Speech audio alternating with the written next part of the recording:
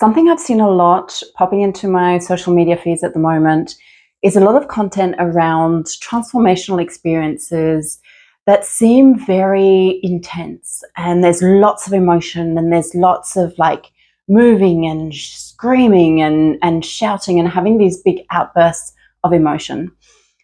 And what I really wanted to discuss today is that in our modern society, we have this tendency to chase the sensational and to make everything bigger and really, accentuate all of the emotional, the feels and the experience because somehow it grasps people's attention. It's clever marketing. But what I know to be true is that many transformations, really deep and intense and sustainable shifts, are not necessarily the ones that will have the biggest noise and theatrics to them. Being a hypnotherapist and a shamanic healer, I work on a very deep level with my clients, and sometimes the big shifts that occur, they don't happen during the session. They happen from a shift in awareness that actually shifts that person's consciousness and the way they see themselves and the way that they perceive the world. And the transformation is when they integrate that into their lives, they start to see things from a different perspective. So it's not about a big emotional release that changes everything. It's a level of awareness. It's an embodiment of a new consciousness. And that's not necessarily something that is theatrical. So it may get a little bit less attention on social media when people are softening and being gentle with their healing and not going through intense pain, or at least what looks like pain. It can be done in a different way. So what I really want to discuss is the fact that the intensity of the experience does not equate to the level of healing.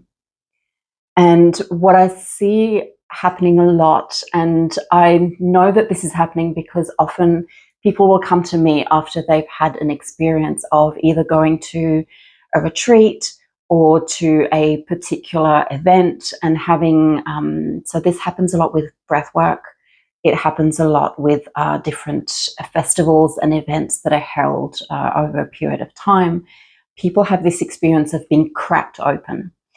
And what actually happens in this case is often they're cracking open the walls that they have built around their hearts, the walls that are keeping them safe from whatever wound is beneath. So what happens when we crack open those walls in a forceful way is that there is a raw emotion that surfaces, and people get the opportunity to feel that. And often they are made to believe that feeling that is them processing it and letting it go. But that's not true. And I believe that that is a very dangerous, it's very dangerous. It's happening a lot in the world at the moment. And what we're doing is we're cracking people open to the trauma and the difficult experiences that they may have buried deep down. And, sometimes these are big traumas, like these are really horrific events that have happened to people, but sometimes it is simply the accumulation of a lot of pain, whether that's abandonment or unworthiness or not feeling safe for whatever reason. These are things that we numb and that we try and hide to protect ourselves. And cracking that open can feel really intense and have a really big theatrical outburst of screaming, shouting, shaking, crying, that, if caught on camera by a retreat facilitator, can create some really good marketing content. But I believe that it's unethical because we're also making people believe at those events that if they didn't have that big outburst, then they haven't healed enough. But also that is what healing looks like. That is not what healing looks like. That's what cracking open your trauma and feeling your pain looks like. So that in itself can be healing, but that is not a healing in itself. And if you are not surrounded by people who can actually help you process that safely, and I don't mean just through your nervous system, but your energy field and your spiritual body, as well as your physical body, what happens is that often people are cracked open to their trauma and then they're not held through that. Because when we go through a period of healing or of transformation, there's that cracking open, but there's also the integration, and the magic is in the integration. And that's where a lot of people are let down. They'll have that experience at their retreat or event or session, and then they don't know how to integrate that into their lives. And they are very vulnerable, very sensitive, and very raw. And they're kind of just left to their own devices. And honestly, I find it appalling. A lot of people don't do this on purpose. They are trained in a particular modality and they just don't have the skills to take people deeper. But what happens is that, if someone is cracked open to experience all of their trauma in one go in that way, it's too much for them to handle. It's too much for them to process. And they can be left in a state that is very dangerous in terms of their mental health, but also their physical and spiritual health. So I just wanted to, I guess, bring that to your awareness and I guess invite you to be really, really mindful of who you engage in these healing practices and these retreats with.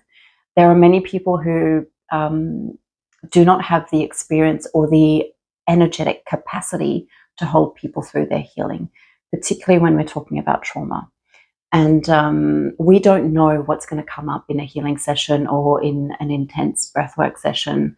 And so I feel that when we're in an event with many, many people and there's only one or two facilitators, they don't necessarily have the time, space, and capacity to hold events to that level. So I would really consider having extra support. If you're planning on having one of these events, make sure that you have supports in place afterwards. But also, please know that cracking open does not heal your trauma. It just enables you to maybe witness what is there. And that true, deep, sustainable healing is a gentle process. It's a compassionate process. And it's one that you need to decide to take step by step.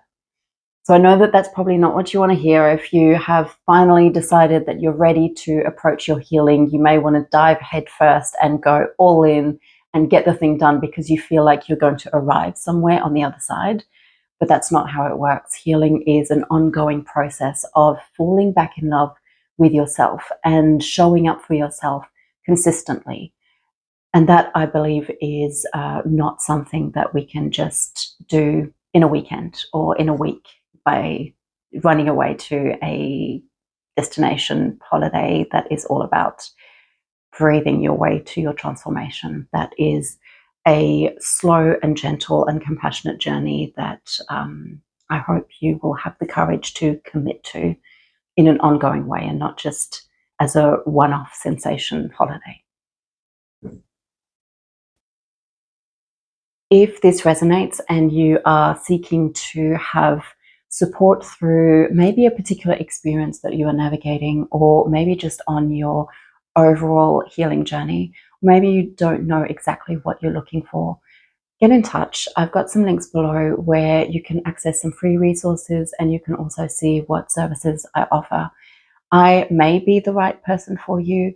I may not be. And if I'm not, I may be able to point you in the right direction. What I know to be true is that you deserve to be supported in whatever you may be going through. We're not meant to navigate this alone. We're not meant to figure it out all alone. And I also believe that there's only so much that you can do with books and podcasts and quick solutions. Sometimes we need to really make that commitment to ourselves and deep dive with appropriate support and guidance along the way if we want to create the results that we desire and deserve for our lives. If this resonates and you are seeking to have support through maybe a particular experience that you are navigating, or maybe just on your overall healing journey, maybe you don't know exactly what you're looking for. I've got some links below where you can access some free resources, and you can also see what services I offer. I may be the right person for you, I may not be. And if I'm not, I may be able to point you in the right direction. What I know to be true is that you deserve to be supported in whatever you may be going through. We're not meant to navigate this alone. We're not meant to figure it out all alone. And I also believe that there's only so much that you can do with books and podcasts and quick solutions. Sometimes we need to really make that commitment to ourselves and deep dive with appropriate support and guidance along the way if we want to create the results that we desire and deserve for our lives.